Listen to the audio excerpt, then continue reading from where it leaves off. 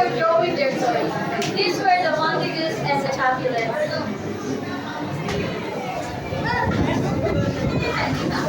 In the streets of Verona,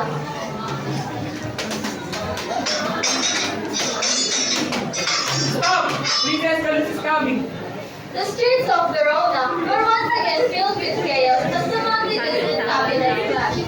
But peace was soon restored when Prince Escalus arrived. Enough! You treated my people. You treated... Momono ka. Enough! You treated the peace of my town and distract civilians' lives. If I hear another brawl from the Montagues or the Capulet, the culprit shall be put in prison for life. Okay, go now. The prince further silenced the crowd, and with that, he left along with his trusted advisor, Alberto. Your Majesty, you look troubled. Alberto, I worry about the hatred between this family. I wonder what their younger generation thinks of this rivalry. Don't the Montagues have son, right, Alberto? Yes, it's Romeo. What about the Capulet? They have a daughter. Is it Romeo? Ah, Romeo and...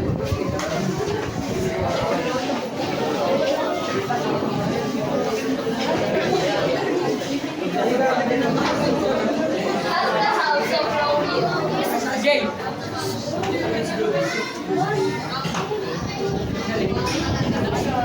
Romeo! There you are! I've been looking for you since morning. meanwhile, Romeo was lost in his thoughts. His heart was burdened by a love that was never meant to be. Is it still morning? Well, of course it is. That's usually how the morning are. Yes, that hours. Sad? What makes you sad? Are these love poem have you been writing? Are you in love? With who? I'm sure she has a name. Rosalie. But she has found Mary another. You cannot force someone to be fallen in love with you but value. If Rosalind doesn't understand his love, at his love, my brother, you have to forget her. How, Benvolio? How does one forget a thing? Where's the friar? He's never in.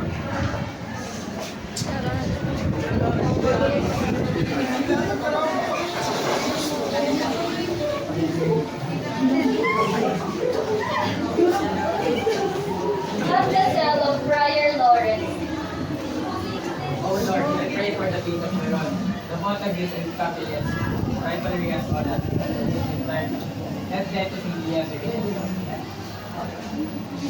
Good morning, beautiful morning. Well, not for this lover. Come on, the day is getting right. Go on, 5 minutes, almost. Civilizing, here's the book.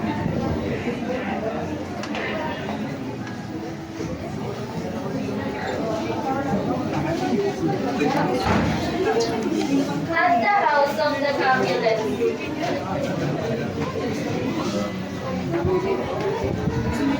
Well, reviewers, stay tuned. Families to remain standing. As Capulets have been told, and I vow to protect it always. Peter, please stay invite the invitation for the ball to say. Hand it over to someone. I want a special invitation to grant each one of them. Camparis is coming too. I wish to get him to marry Juliet, and our family may will celebrate even more. At the streets of Verona,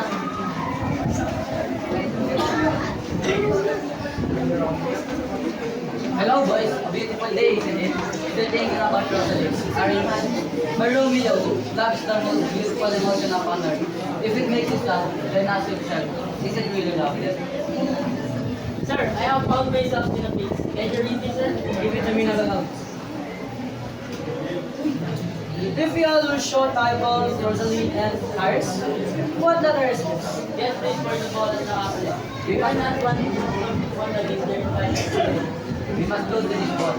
Easy for you to see, because you are not one of it. I'm not stepping in that house. But we must go for Romeo. So literally just the fact that we crashed a coupless party. We will warm up anyway. Alright, I am in. And you are not allowed to say no. Fine, that is fine by me. But as soon as we will get out of there as soon as possible, and we will have fight over the At the Capulet falls.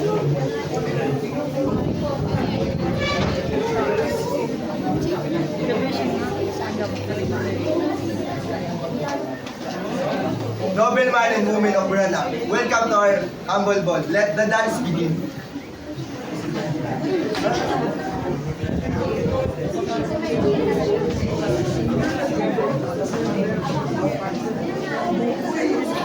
The Capulets can throw a party. Romeo, go find yourself a dance party. Unity, we'll have ourselves in wine. Come, bring you. That same night, at the house of the Capulets, the grand ball was held. Lord Capulet wished for his daughter Juliet to meet Count Paris, a noble suitor. Count Paris, I want you to meet my daughter, Juliet. Aren't you the most beautiful lady in Verona? May I have this dance?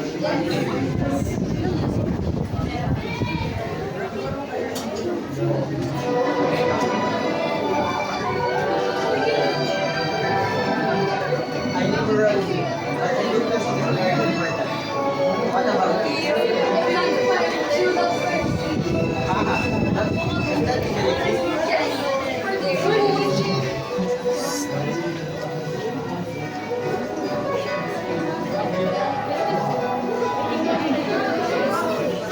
Amidst the music and dancing, Romeo and Juliet met for the first time. A single glance, a single touch, and their hearts were bound forever. It has seemed like my heart has stopped beating once for fun. Aren't you be dead if that's real? I mean, no mortal can endure such beauty and delight when I'm faced with you. So, may I have this pleasure? Yes, you did. But the world did not instead carry this love. Tybalt, Juliet's cousin, was enraged by Romeo's presence at the ball. He sought revenge. Who's that? Who are you again? I am someone but a yearning pilgrim, and you are my holy shrine. If it is me, you'll banish me from my stains. That's a big tongue. I mean, that's what I mean. And now you're giving me all your sins? I apologize. I've mistaken it. I'm not going to sin. It feels just like a picture of Juliet, your mother is looking for you. Lady Capulet is looking for you. Juliet? What a beautiful name. But why is Lady Capulet looking for her? Because she is her mother. I am in love. I am in love with a Capulet.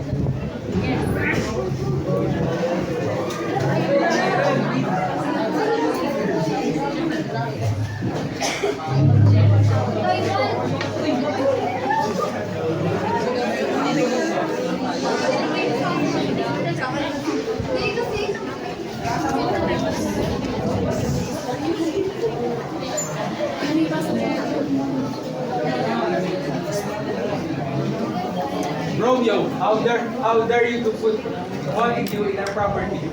You remove your mask and we're in trouble. Come, let's leave.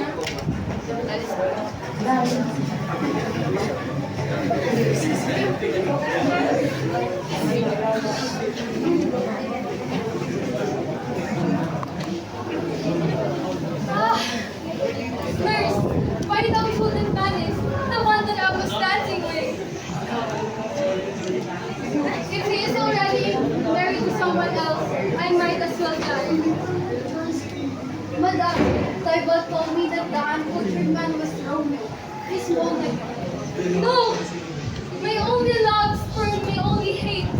It's too late now. I can feel my heartbeat. At the streets of Verona.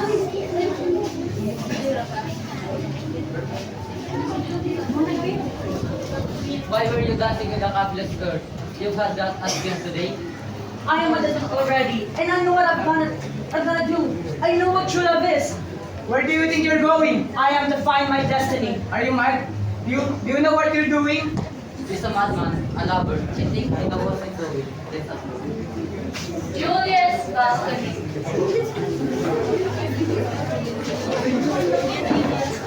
Let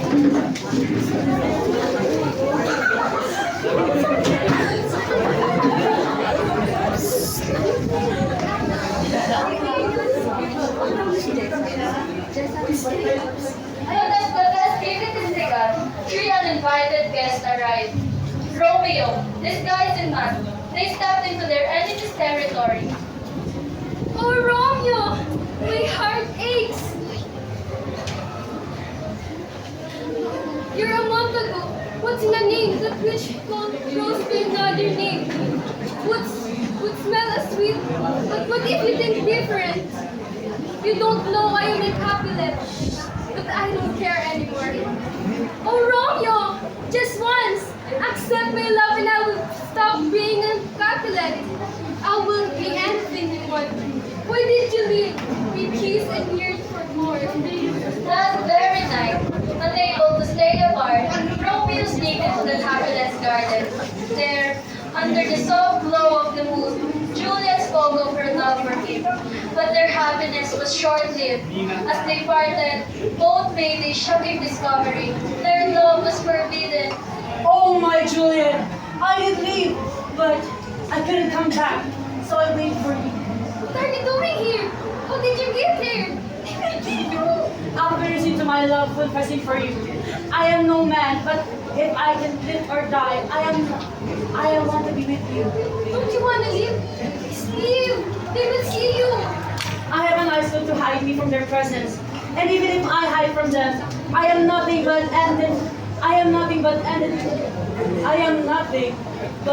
a sack of chicken. Love me? I love you, Juliet. I swear by the moon.